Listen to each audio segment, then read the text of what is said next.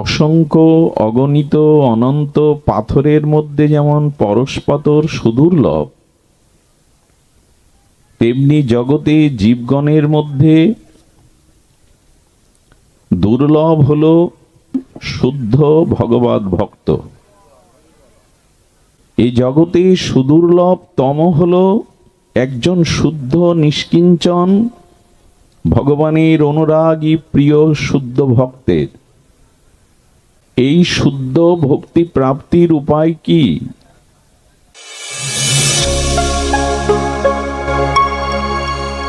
আপনারা দেখছেন সনাতন মিডিয়া ওয়ান ইউটিউব চ্যানেল। শুদ্ধা ভক্তি প্রাপ্তির পরম উপায় আমরা কিঞ্চিত আস্বাদনে ব্রতী হব। পরম করুণা বরুণালয় শচীনন্দন নদিয়া বিহারী শ্রী গৌর হরি, পরম পাবন পতিত উদ্ধারণ পতিত তারণ, প্রেম চিন্তামণি দাতা শিরোমণি, পতিতের বন্ধু অক্রোধ পরমানন্দ, দয়াল শ্রী নিতাই চাঁদের মহা অনুকম্পায় শ্রী শ্রী গান্ধার্বিকা গিরিধারীর অহৈতুকী করুণায় বাগুটিয়া নগরকান্দা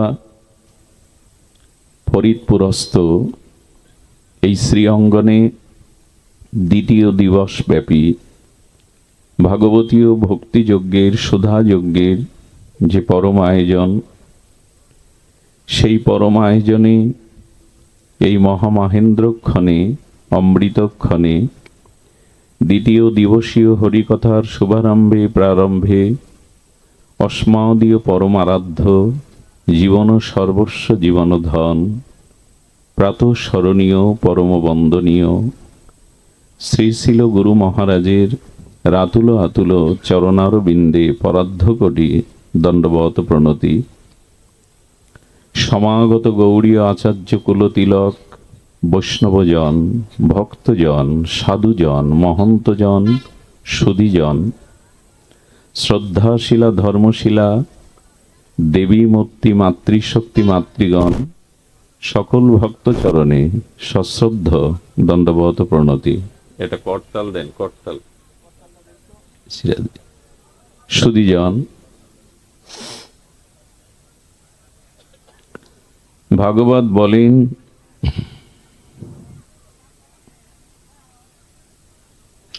মুক্তানা অপি সিদ্ধানাম নারায়ণ পরায়ণ সুদুর্লভং পশত্ন আত্মা কোটিসপি মহামুনে। জগতে পাথর বা পাথর নুড়ি অসংখ্য পাওয়া যাবে, কিন্তু তাদের মধ্যে পরশ পাথর সহসা মেলে না। সব পাথর যেমন পরশ পাথর হয় না, তদুপরি এই জগতে প্রকৃত নিষ্কিঞ্চন শুদ্ধ কৃষ্ণ ভক্ত ভাগবত ভক্ত বড় দুর্লভ। বলছে কোটি জ্ঞানী মধ্যে একজন মুক্ত হয়, আর কোটি মুক্ত জীবের মধ্যে একজন শুদ্ধ ভগবত ভক্ত হন। অসংখ্য অগণিত অনন্ত পাথরের মধ্যে যেমন পরশপাথর সুদুর্লভ, তেমনি জগতে জীবগণের মধ্যে দুর্লভ হল জ্ঞানী ভক্ত। আর কোটি জ্ঞান মধ্যে আরো দুর্লভতর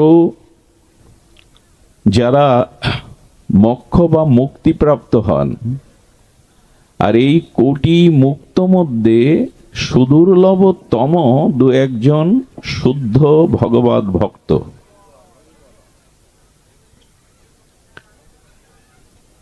দুর্লভতা হি ভাগবত লোকে,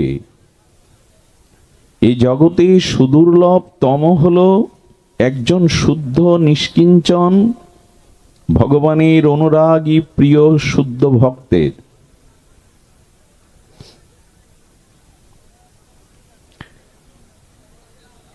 তো এই শুদ্ধ ভক্তি প্রাপ্তির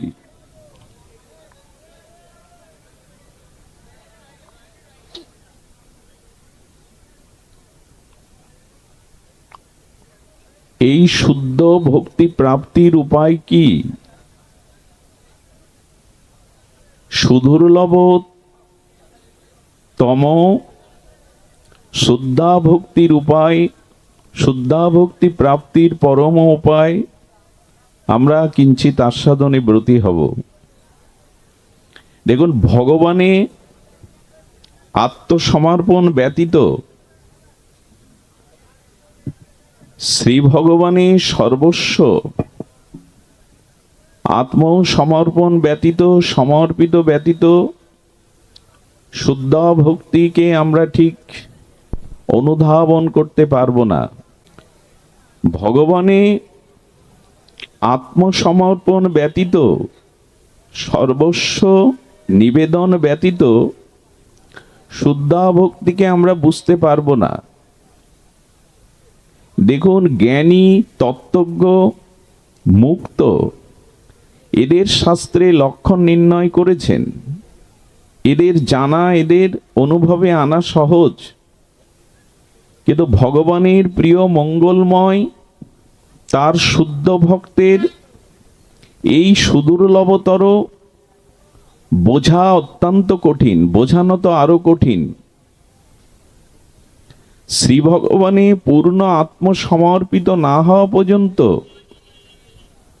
শুদ্ধা ভক্তিকে আমরা স্পর্শ করতে পারবো না। যতদিন জীবের মধ্যে আমি আমার এই আমিত্ব মোহ আছে, ততদিন শুদ্ধা ভক্তির স্তরে অসম্ভবই। এখন এই আত্মসমর্পণটা কেমন? দেখুন, ভগবানে পূর্ণ আত্মসমর্পণ ব্যতীত অন্য কোনো ক্রিয়া আচরণের দ্বারা ভগবান আপনাকে এই দুর্লভতর শুদ্ধা ভক্তি প্রদান করবেন না। শ্রীধাম নবদ্বীপে ধাম শিরোমণি চিন্তামণি ভূমি শ্রীবাসঙ্গনে প্রভু কীর্তন করতেন। সুদীর্ঘ 1 বছর ধরে শ্রীবাসঙ্গনে জগতমঙ্গল, ভুবনমঙ্গল, বিশ্বপাবন হরিনাম সংকীর্তনে প্রভু আকাশ বাতাস মুখরিত করতেন। এই নবদ্বীপে একজন ব্রাহ্মণ কুমার, উপবীতধারী ব্রাহ্মণ, বিপ্রকুলে জন্মেছে, তারপরে উপবীতধারী ব্রহ্মচারী, এবং কি পান করে জীবন ধারণ করেন জানেন? পয়, অর্থাৎ দুগ্ধ। একে তো ব্রাহ্মণ, দুগ্ধ পান করে জীবন ধারণ করেন, আর তপচর্যা পরায়ণ ব্রহ্মচারী সেই কিশোর যুবক মহাপ্রভুর এই প্রিয় অন্তরঙ্গ ভক্ত শ্রীবাস ঠাকুরের চরণে নিবেদন করছেন বহুদিন ধরে, আমাকে করুণা করে, কৃপা করে রাধা কৃষ্ণ মিলিত পরতত্ত্ব শ্রীমান চৈতন্য প্রেমবিলাস মূর্তি নর্তন কীর্তন আমাকে একটু দর্শন করার সুযোগ দেন। আচ্ছা, জাতিতে ব্রাহ্মণ, উপনয়নধারী, ব্রহ্মচারী, সদাচার নিষ্ঠ, পয় বা দুগ্ধ পান করেই যার জীবন ধারণ, এমন একজনকেই মহাপ্রভুর কীর্তন দর্শনের জন্য বারবার অনুরোধ করা কেন হচ্ছে? বারবার নিবেদন কেন করা হচ্ছে?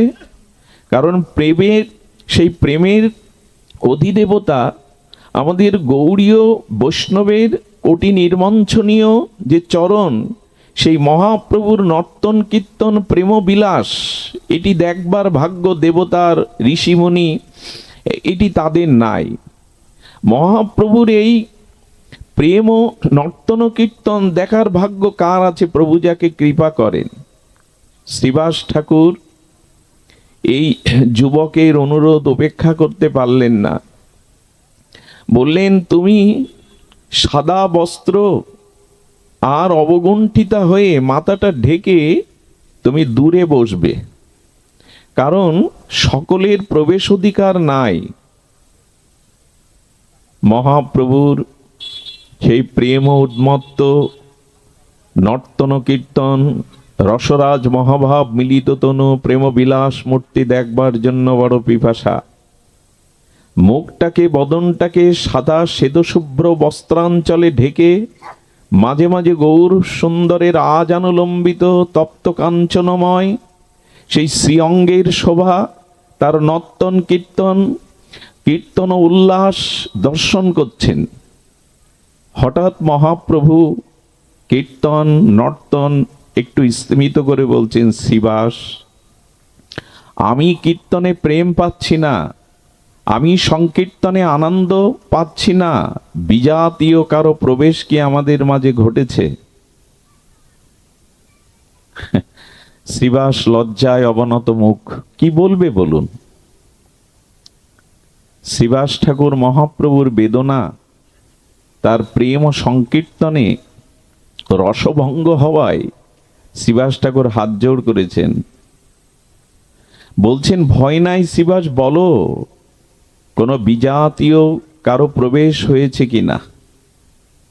সুধীবৃন্দ, যদি কখনো ভাগবত বা সংকীর্তনে ভক্তগণ একত্রিত হন আর সকল ভক্তগণের মন প্রাণ হরিকথা হরিনামমুখী একই সূত্রে গাথা হয়, ওখানে প্রেম আসে, ওখানে মহাপ্রভুর বিশেষ কৃপা সেখানে বর্ষিত হয়।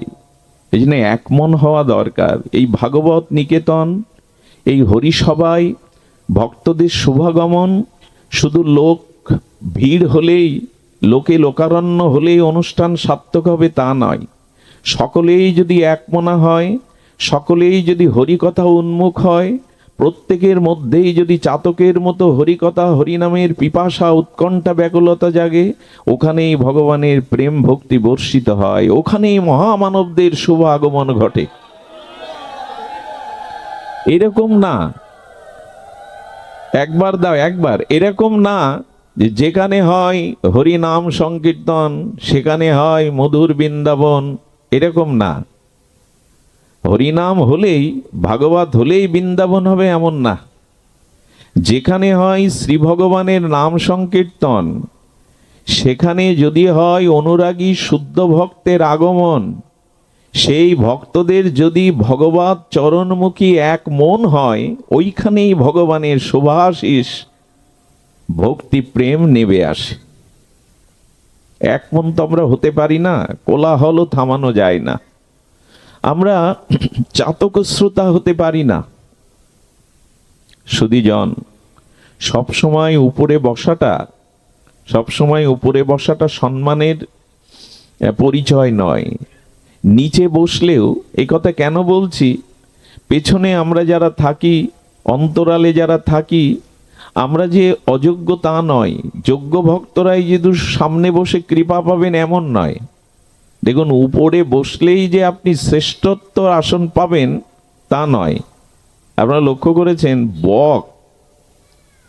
বলাকা বা বক গাছের উপরের ডালে বসে, কিন্তু রাজহংস নিচেতেই থাকে, সরোবরে থাকে। মূল্যায়ন কার? বকের না রাজহংসের? এই জন্য যদি শ্রদ্ধা থাকে, ভক্তি থাকে, তো পেছনে বা সামনে যেখানেই যে অবস্থান করুক, তার উৎকণ্ঠা ব্যাকুলতা, তার শ্রবণ পটুতা, এটি থাকলে ভগবানের বিশেষ পাত্র হন তিনি। ভগবানের দৃষ্টি শুধু সামনে যারা, তাদের দিকে যায় না, যারা সবার অন্তরালে বসে আছেন এদের দিকেও যায়, যদি তার চিত্ত ভগবানের সমর্পিত হয়। ভয় নাই শ্রীবাস বলায়ে বচন, প্রভুর কীর্তন রসে রসভঙ্গ হওয়ায় শ্রীবাস ঠাকুর তখন হাত জোড় করেছে। মহাপ্রভুকে আনন্দ দেওয়ার জন্য এই গৌর ভক্তগণের জগতে আগমন। তারা জগতে এসেছে মহাপ্রভুকে সুখ বা আনন্দ বিধান করবে বলে। সেবা সুখ তাৎপর্যে মহাপ্রভু যাতে আনন্দ পান, এটাই ভক্তি। ভগবানকে আনন্দ প্রদান করা, সেবা সুখ দান করাই হলো ভক্তি। বিনিময় ভগবানের কাছ থেকে নিজ আত্মসুখ চাওয়াটা ভক্তির পরিচয় নয়। তুমি সুখী হও, তুমি আনন্দ পাও। মহাপ্রভুর সংকীর্তনে বিঘ্ন হওয়াতে শ্রীবাস ঠাকুর করজোরে অবনত মস্তকে দৈন্য দ্বারা বলছেন, ভয় নাই শ্রীবাস বলায়ে বচন। কবিরাজ কৃষ্ণ গোস্বামীর অনবদ্য স্বর্ণাই ফলকে লেখা এই পয়ার ধ্যান দিয়ে শুনুন। শ্রীবাস বলছেন, পাষণ্ডে রীতে প্রভু নাহি আগমন। প্রভু তুমি যে কীর্তনে আনন্দ পাচ্ছ না, প্রেম পাচ্ছ না, রসভঙ্গ হচ্ছে, কিন্তু হেতা পাষণ্ডের আগমন নয়। শ্রীবাস তো জানেন এই ব্রাহ্মণ কুমারের পরিচয়। পাষণ্ডে রীতে প্রভু নাহি আগমন, এখানে কোনো পাষণ্ড আসেনি, এখানে কোনো পাষণ্ড আসেনি। সবে এক ব্রহ্মচারী বড় সুব্রাহ্মণ। ধ্যান দিন, উলোধ্বনি বারবার দিতে হবে না, কথার দিকে ধ্যান দিন। বলছেন যে সবে এক ব্রহ্মচারী সুব্রাহ্মণ মহাপ্রভুকে বোঝাচ্ছেন, বাবা বসো বসো, মহাপ্রভুকে বোঝাচ্ছেন সবে এক ব্রহ্মচারী বড় সুব্রাহ্মণ। শ্রীবাস ঠাকুর হলো নারদের আবেশ অবতার। তিনি বলছেন, শ্রীবাস পণ্ডিত পুত্র শোকেও যিনি শোকভীত না হয়ে মহাপ্রভুর কীর্তনে নেচেছেন, গেয়েছেন, প্রভুকে বুঝতে দেননি। প্রভুর কীর্তনে আনন্দ ভঙ্গ হবে, রসভঙ্গ হবে, প্রেমভঙ্গ হবে।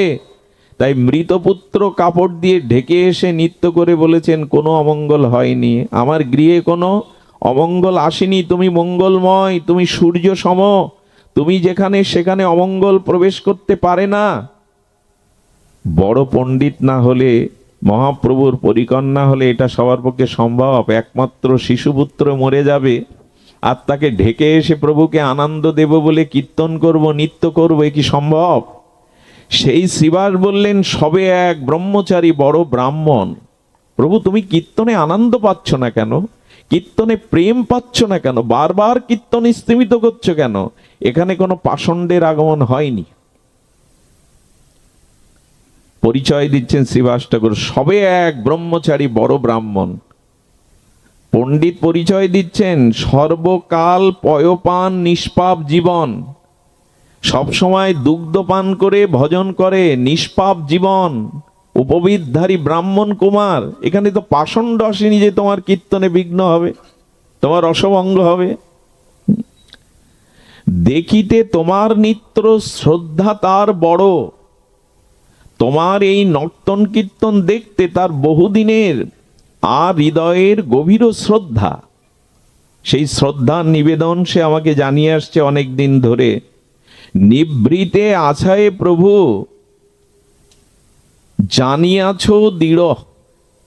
প্রভু তার শ্রদ্ধা তোমার এই নর্তন কীর্তনে, তাই একটু অন্তরালে দৃঢ় মনস্কে তোমার এই কীর্তন দর্শন করছেন।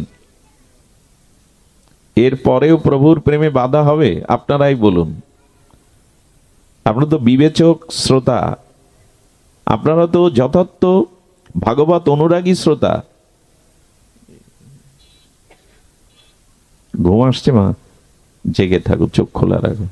জয় রাধে। এখনই যদি ঘুমিয়ে পড়ো শুরুতে, আমি যাব কোথায়? ঘুমায়ও না। জয় রাধে। সেই কথাই বলছি, সব জায়গায় বৃন্দাবন হয় না। এরকম একজন কিশোর প্রবেশ করেছে, তাতেও প্রভুর প্রেমে বাধা, সংকীর্তনে রসভঙ্গ হচ্ছে। তো নিভৃতে আছায় প্রভু জানিয়াছ দৃঢ়।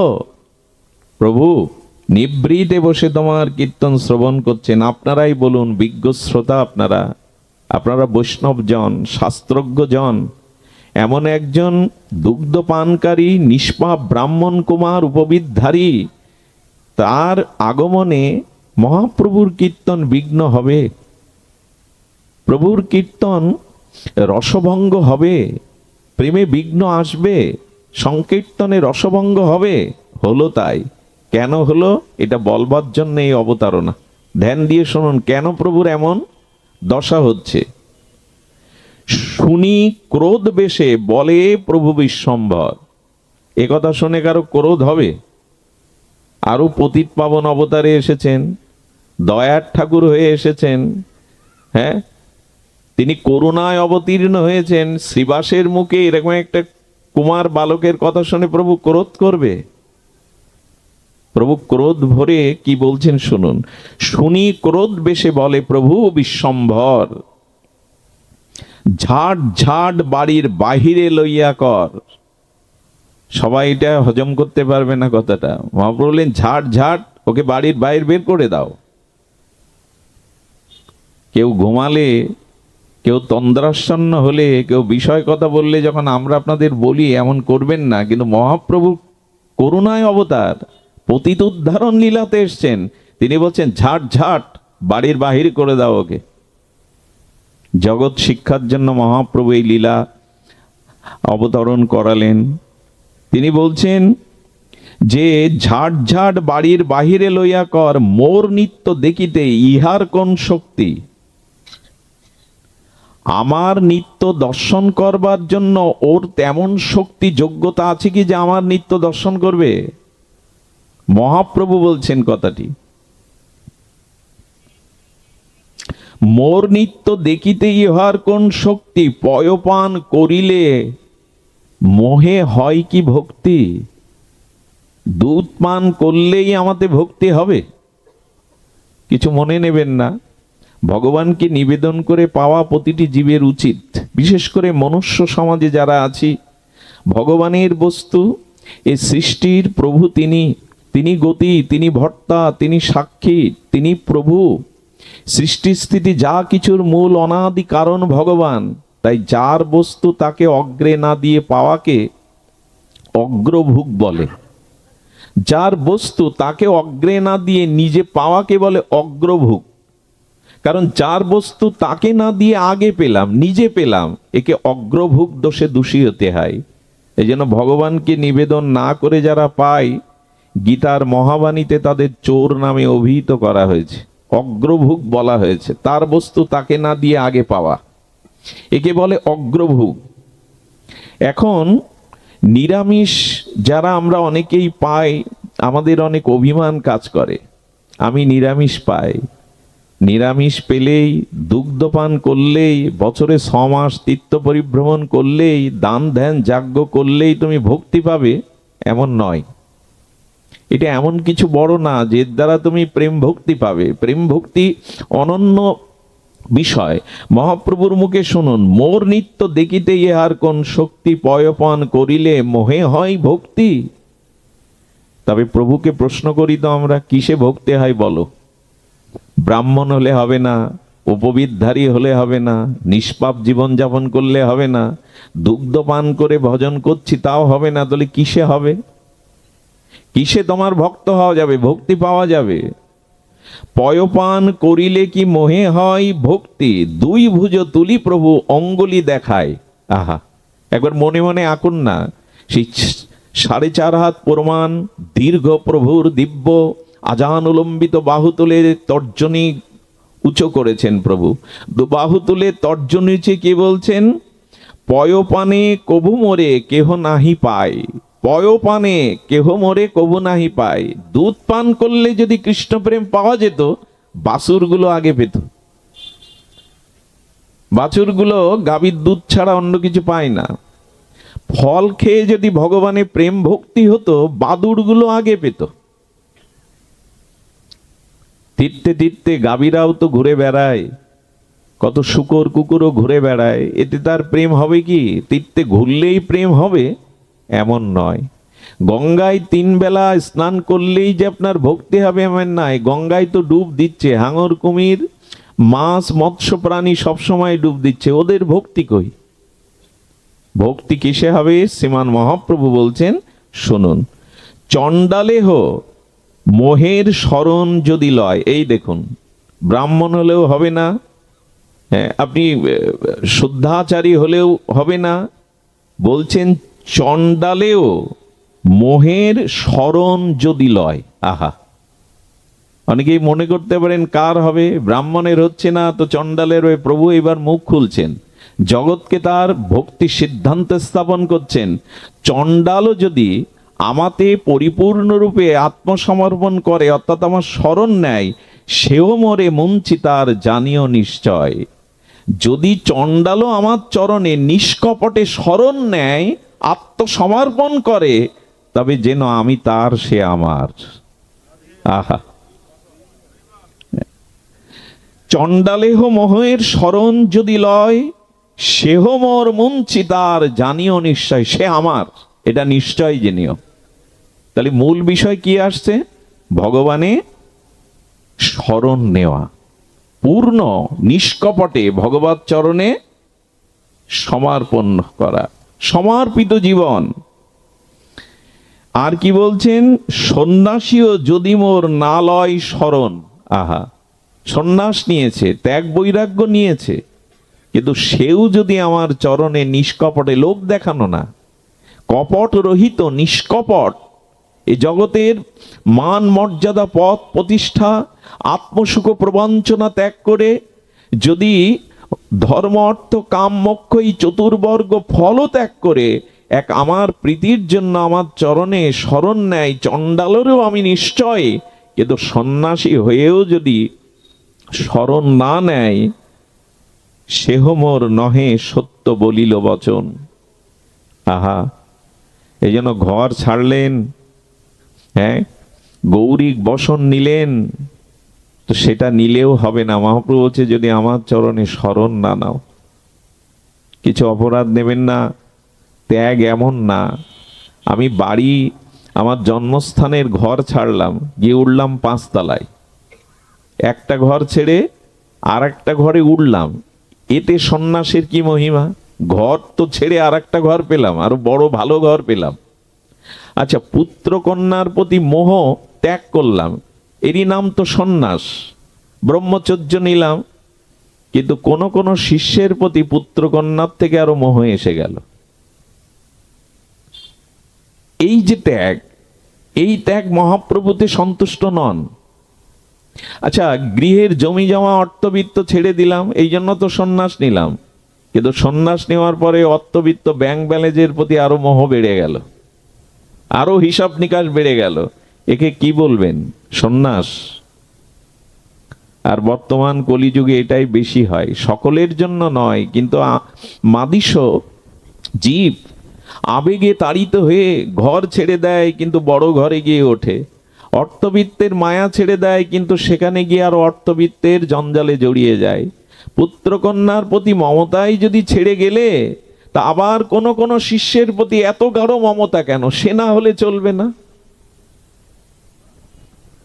মহাপ্রভু বললেন না, সন্ন্যাসীও যদি মোর না লয় শরণ, শব্দগুলো অনুধাবন করতে হবে। সন্ন্যাসীও যদি মোর না লয় শরণ, সেও মোর নহে সত্য বলিল বচন। সেও আমার নয়, সেও আমার নয়। চণ্ডাল হলেও আমার, যদি সে আমার চরণে শরণাগতিতে পূর্ণ আত্মসমর্পণ করে, কিন্তু সন্ন্যাসীও আমার নয় যদি সে সমর্পিত না হয়। আচ্ছা বলুন তো, এখানে বলছেন গজেন্দ্র বানর গোপ কি তপ করিল, বলো দেখি তারা মোরে কি তপে পাইল। মহাপ্রভু দৃষ্টান্ত দিচ্ছেন, হনুমান কিষ্কিন্ধার বানরগণ কি তপস্যা করেছে যে আমার চরণ পেল। হনুমানের বুকের মধ্যেই তো আমি, তার প্রতিটি লোমকূপেই আমি, কি তপে পেল। আচ্ছা, গজেন্দ্র সেই মূর্খ হস্তি, লেখাপড়া জানে না, বেদ বেদান্ত জানে না, কুমির আক্রমণ করেছে, স্ত্রী পুত্র বান্ধব কুটুম্ব তাকে ফেলে চলে গেছে গোধূলি বেলায়, আর ওকে বাঁচানো যাবে না, আমরাও মরতে রাজি নই।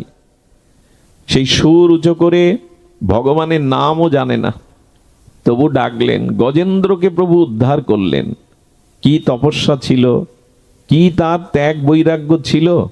এই জন্য গজেন্দ্র বানর, বৃন্দাবনের গোপগণ, তারা তো শাস্ত্র খুব বেশি পড়েনি, তারা তো তপস্যা যোগ অবলম্বন করেনি, স্বাধ্যায় করেনি। গোপীগণ কিসে পেল? মহাপ্রভু দৃষ্টান্ত দিলে বানর পেল, গজেন্দ্র পেল, ব্রজের গোপগণ পেল। বলো দেখি তারা মোরে কি তপে পাইল, কি তপস্যা করেছে যে পাবে। এদের তপস্যা আর কিছু নাই। আচ্ছা, এরা কিসে পেল? মহাপ্রভু বারবার ওই একটা দিকে আমাদের অঙ্গুলি নির্দেশ করছেন, যাই করো আমার চরণে শরণাগতিতে এসো। শরণ নাও, শরণাগতি না এলে পাবে না। বারবার এই দিকে দিগদর্শন করছেন মহাপ্রভু, শরণাগতি চাই। শরণ না নিলে তুমি ব্রাহ্মণ হয়েও আমার নও, চণ্ডাল হয়েও সে আমার নিশ্চয়, যদি পূর্ণ নিষ্কপট শরণাগতি আমাতে থাকে। আচ্ছা, তপস্যা করলেই যদি সব হয়ে যায়, মহিষাসুর তপস্যা করেনি? একটু কথা বলুন, রাবণ তপস্যা করেছিল কিনা? এরা যা তপস্যা করেছে, দেবতা ঋষিরাও তা করেনি। তো তপস্যা করলেই হয়? তপস্যা করে এরা অসুর হয়ে গেল, দানব হয়ে গেল হিরণ্যকশিপুর। এক পায়ে দাঁড়িয়ে হাজার হাজার বছর তপস্যা করে ব্রহ্মাকে সন্তুষ্ট করলো, হিরণ্যকশিপুর দৈত্য হয়ে গেল। তপস্যা করে যদি নিজের সুখ, নিজের বাসনা, নিজের ভোগবৃত্তি জেগে ওঠে, তবে ওই তপস্যায় ভগবান পাওয়া যায় না। ভগবান পাওয়া যায় পূর্ণ আত্মসমর্পণে। কি অদ্ভুত বিষয় বলেছেন! অসুরেরাও তপ করে, কি হয় তার? বিনে মোর শরণ লইলে নাহি পার। এই এক কথায় এখানে মহাপ্রভু কমা পূর্ণচ্ছেদ টেনে দিয়েছেন। সব কিছুর মূলে হলো বিনে মোর শরণ লইলে নাহি পার। কেউ পার পাবে না শ্রী ভগবানের চরণে নিষ্কপটে শরণাগতি। শরণাগতি করলে, শরণাগতির 6টি লক্ষণ রূপ গোস্বামীপাদ বলেছেন। এটি যারা ভক্তি জীবনে, প্রগতিশীল ভক্তি জীবনে আসতে চান, এসেছেন, তাদের জানা প্রয়োজন। আনুকূল্যস্য সংকল্প প্রতিকূল্য বিবর্জনম, রক্ষতি তিস বিশ্বাস গোপিত্বে বরণং তথা। হ্যাঁ, আত্মবিক্ষেপ্য কার্পণ সরবিধ শরণাগতি। এটিই লক্ষণ, 6টি লক্ষণ। মুখে বললে হবে না গোবিন্দ আমি তোমার, গৌর আমি তোমার, মুখে বললে হবে না সব দিয়ে দিলাম তোমার। লক্ষণ থাকতে হবে। বৃষ্টি নামতে গেলে কোথাও মেঘ জমতে হবে, মেঘ ছাড়া বৃষ্টি হবে না। কিছুটা লক্ষণ থাকতে হবে যে তুমি ভগবানের শরণাগতি, মুখে বললে সব তোমার, সব তোমার, আমার বলে জগতে কিছু নেই, প্রভু সব তোমার, এরকম মুখে বলাতে হবে না। আচ্ছা, মুখে বললে আপনি আমি ভুলতে পারি। আমার হৃদয়ে বসে আমার 1 কোটি জন্ম পরে আমার মনে কি বাসনা জাগবে, কি সংস্কার জাগবে, যিনি জানেন, তাকে ফাঁকি দেওয়া যায়? কথাটি আবার বলি, আমার হৃদয়ে বসে আমার 1 কোটি জন্ম পরে আমার কি সংস্কার, কি বাসনা, কি ইচ্ছা মনে জাগবে, যিনি জানেন, তাকে ফাঁকি দেওয়া যাবে কপটতা করে? অন্তর্যামী তো অন্তরে বসে সব দেখেন, আমি বাইরে ফাঁকি দিলাম। সমাজকে, মানুষকে আমি তার চোখে জাল ফেলে দিলাম। ভগবানকে দিতে পারবে না, যে কোটি জন্ম পরও আপনার স্বভাব জানে।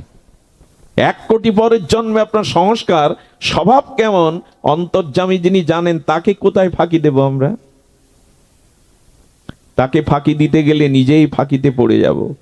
এই জন্য বললেন, এই জগতে কপটতার কোনো স্থান নেই। মুখে আর মুখ দুরকম হলেই এ পথে বিপদ। এ পথ তার জন্য না যার মন মুখ ভেতরে বাহিরে 2 রকম। সুধীজন, এই জন্য পূর্ণ শরণাগতির 6টি লক্ষণ করেছেন গোস্বামী আচার্যগণ।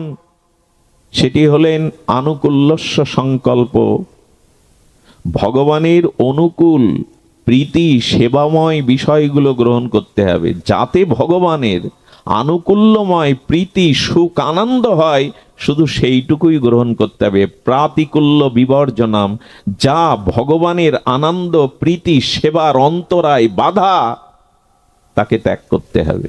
এখানে আমরা ধরা পড়ে যাব। আমরা বললে একটু ভুল হলো, আমার মতো যারা, তারা এখানে বাদ পড়ে যাবে। ভগবানের অনুকূল বিষয়গুলো গ্রহণ আর ভগবানের প্রতিকূল বিষয়গুলো বর্জন, এটি না হলে মুখে ফেনা তুলে দিয়েও বললে হবে না গৌর আমি তোমার, নিতাই আমি তোমার। আনুকূল্য গ্রহণ করতে হবে, ভগবানের আনুকূল্য প্রীতিময় সেবা গ্রহণ করতে হবে, আর ভগবান বা শাস্ত্রের গুরু নির্দেশের প্রতিকূল বিষয়গুলো ত্যাগ করতে হবে। তা কি করতে পারলাম জীবনে? শাস্ত্র মহাজন শ্রী ভগবানের প্রতিকূল বিষয়, নেশা করো না, কোনো জাতীয় নেশার বাধ্যবাধকতা যেন না আসে, প্রাণী হত্যা করে সেটা পেও না, এসব নিষেধ তো আছে। পরস্ত্রীকে মাতৃজ্ঞান করো, এটা তো বলা আছে। কিন্তু আমরা এই প্রতিকূল বিষয়গুলো আজও ত্যাগ করে উঠতে অনেকেই আমার মতো পারিনি।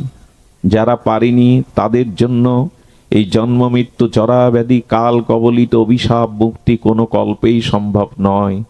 বারবার তাকে পুনঃ পুনঃ জন্ম মৃত্যু চক্রে অভিশাপ ভোগ করতে এই মরজগতে, এই মর্ত জগতে তাকে পুনঃ পুনঃ আসতে হবে।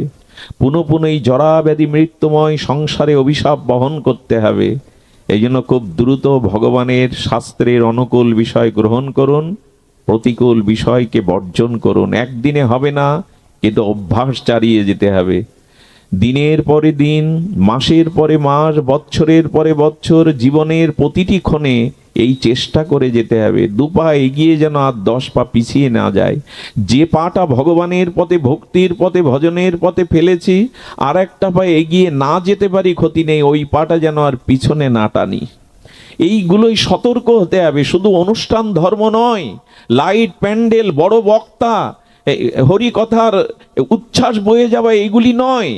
নয় হলো এই জন্য যে অনুকূল বিষয় গ্রহণ, প্রতিকূল বর্জন, এটি শরণাগতির প্রথম 2টি লক্ষণ। যা প্রভুর প্রিয় নয়, মনে পড়ে প্রভুর প্রিয় নয় তা বর্জন। বিভীষণ, উনি লঙ্কার রাজা হয়েছিলেন রাবণ পরবর্তীতে। আর এই রাজা, এই রাজমুকুট তাকে দিয়েছিলেন রঘুপতি রামচন্দ্র নিজেই। শরণাগতির প্রথম দিনেই তাকে রাজতিলক পরিয়ে বলেছিলেন, তুমি লঙ্কার নৃপতি। তো যেদিন রামচন্দ্রের বনবাস যাত্রার সমাপ্ত হলে অযোধ্যার সিংহাসনে যেদিন রাজ্য অভিষেক হবে প্রভুর, সেদিন দেবতা, মুনি, ঋষি, সারা পৃথিবীর ভূমণ্ডলের জম্বুদ্বীপের রাজেন্দ্রবর্গ এসেছিল উপহার নিয়ে। শঙ্কর এসেছিল, ব্রহ্মা এসেছিল, সেদিন এসেছিল বিভীষণ। আর লঙ্কার খুব দামি মণিমুক্তার একটা হার গেঁথে প্রভুর গলে পরিয়ে দিয়েছিল। প্রভুর গলে পরালে প্রভু দেখলেন এই হারের প্রতি অনেকের দৃষ্টি গেছে, অনেক মূল্যবান দুষ্প্রাপ্য মণিমুক্তা দিয়ে তৈরি। তাই প্রভু চিন্তা করলেন, আমার গলের মুক্তা, বিভীষণ তো সকাম ভক্ত ছিল, উনি মনে করলেন অনেক সময় গুরুদেবের গলে, ভক্তের গলে মালা পরালে উনি মালাটা আবার নিজের গলে প্রসাদী করে আমার গলে দিয়ে দেন। তো প্রভু যদি এই মুক্তার হারটা আবার আমার গলে দিয়ে দিত, এটা সুরক্ষিত করে রাখতাম। একে দেওয়া বলে কি? প্রভু বুঝলেন মনের কথা বিভীষণের, নিরপেক্ষ জায়গায় সীতামার কাছে দিলেন। সীতামাও অনুভব করলেন, করে বললেন, নিরপেক্ষ জগতে ভক্ত। ভগবানও সবসময় নিরপেক্ষ থাকতে পারে না, ভক্তের পক্ষে চলে যায়, অভক্তের পক্ষে যেতে পারে না, কিন্তু ভক্ত নিরপেক্ষ। এই জন্য সীতামা হনুমানের গলায় পরিয়ে দিলেন। এ কথা ছোটবেলা থেকে সকলেই জানেন, শ্রবণ করেছেন। আরেকবার স্মরণ করিয়ে দেই। হনুমান প্রথমে ওই মুক্তার মালাটা দেখলেন, এরপরে শুকলেন, তারপরে দাঁত দিয়ে চিবালেন, এরপরে কি জানি ঘৃণা ভরে, অশ্রদ্ধা ভরে সমুদ্রে ছুড়ে দিলেন। বিভীষণের কি অবস্থা হয় তখন?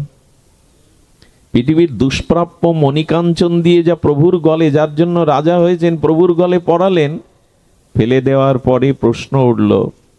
বিভীষণ বললে, বানর জাতি, কি আর তার মধ্যেই প্রজ্ঞা থাকবে? কেন ফেলে দেয়া হলো এই প্রশ্নের উত্তর দিয়েছিলেন, এখানেই বোঝা যায় আনুকূল্যস্য সংকল্প প্রতিকূল্য বিবর্জনম।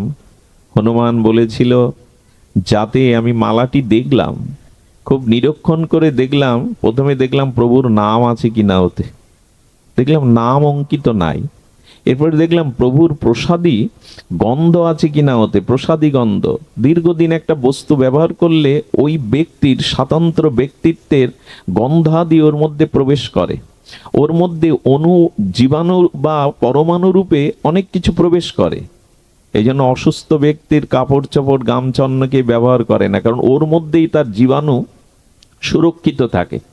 তো তেমনি ব্যক্তির বস্তু, ব্যক্তির মধ্যে, ব্যক্তির বস্তু পদার্থের মধ্যেও তার ব্যক্তিত্বের প্রকাশ ঘটে, চিৎরূপে, সূক্ষ্মরূপে। তো সেখানে কি হয়েছে বলেন, এরপরে দেখলাম প্রভুর প্রসাদী গন্ধ নাই। এরপর চিবিয়ে দেখলাম যে ওর মধ্যেও প্রভুর প্রসাদী কিছু আছে কিনা, নাম গন্ধ আছে কিনা। তো দেখলাম কিছুই নেই। যে বস্তুতে আমার প্রভুর প্রসাদী গন্ধ নাই, নাম নাই, সে বস্তু হনুমানের কাছে মূল্যহীন, এই জন্য ছুড়ে ফেলে দিয়েছে।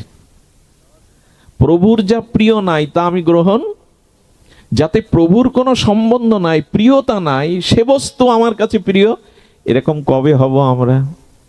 এইটা ভগবানকে দেওয়া যায় না, শাস্ত্র এইটা নিষেধ করেছে। সেটা আমরা পাচ্ছি মানে আমি ভগবানের প্রতিকূল ধর্মকে গ্রহণ করিনি, আমি ভগবানের অনুকূল ধর্মকে গ্রহণ করিনি, প্রতিকূল বিবর্জন করেনি।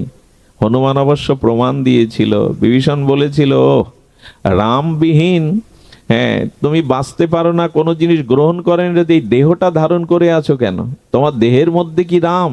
প্রতিটি লোমকূপে রামকে দেখিয়েছিলেন, বুক চিরে রাম সীতাকে দেখে প্রমাণ করেছিলেন রাম না থাকলে এ শরীর আমি রাখতামই না, এ শরীর আমি ধারণ করতাম না।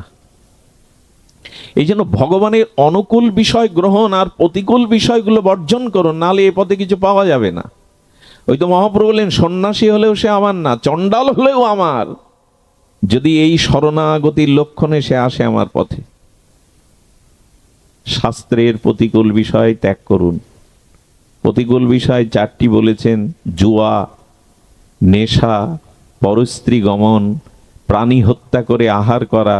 এইগুলি হলো ভগবান বা ভক্তির ভজনের প্রতিকূল বিষয়। এগুলি ত্যাগ না করলে শুধু মুখে ফেনা তুলে দিয়ে হবে না। অনুষ্ঠানের হাজার আয়োজন করলেও এক পাও এগিয়ে যেতে পারবো না। এই শুধু অনুষ্ঠানই সীমাবদ্ধ থাকবে, অনুভূতি আসবে না, আচরণ আসবে না।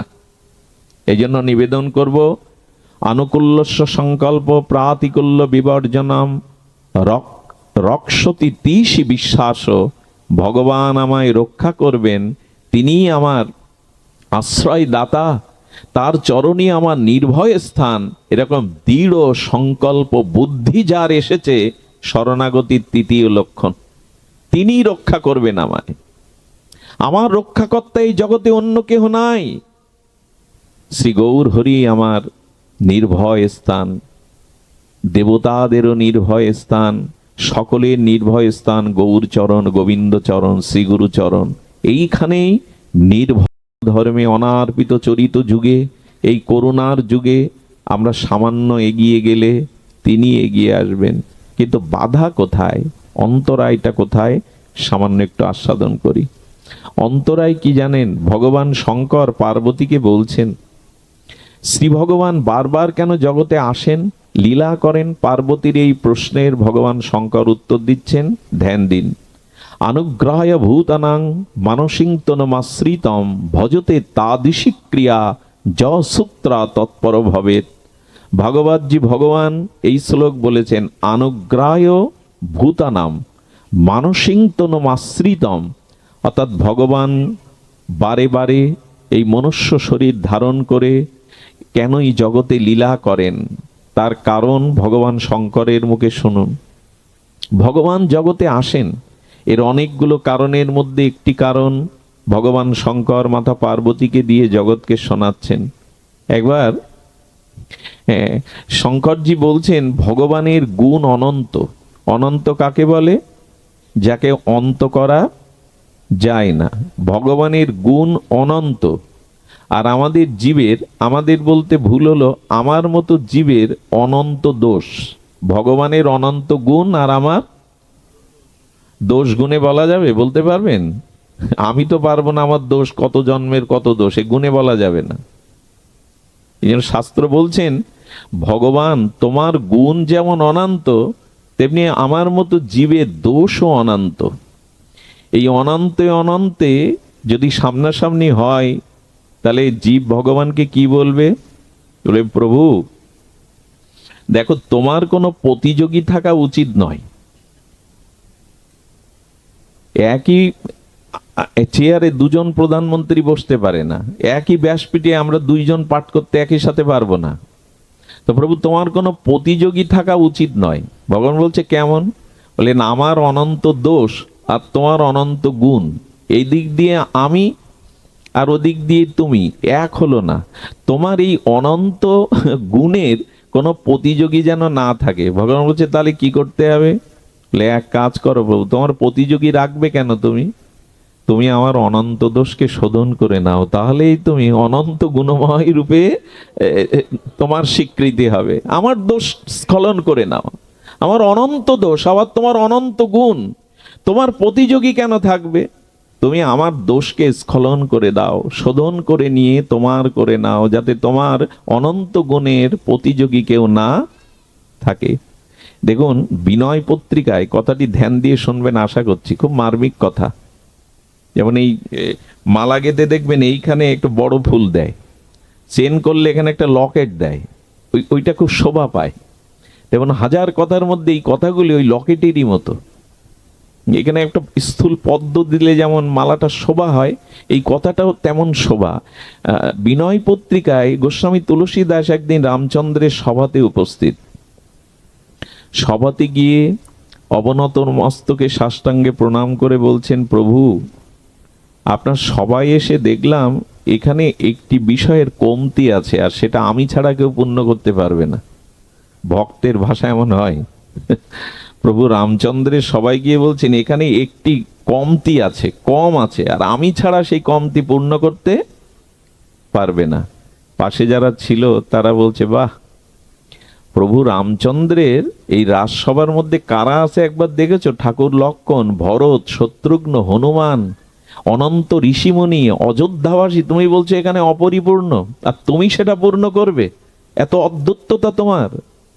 বলেন, প্রভু যদি নিবেদন করার অনুমতি দেন, কোনটা অপূর্ণ বলি? তুলসীদাস গোস্বামী অবাক করা কথা বলছেন, বড় বিস্ময়কর কথা।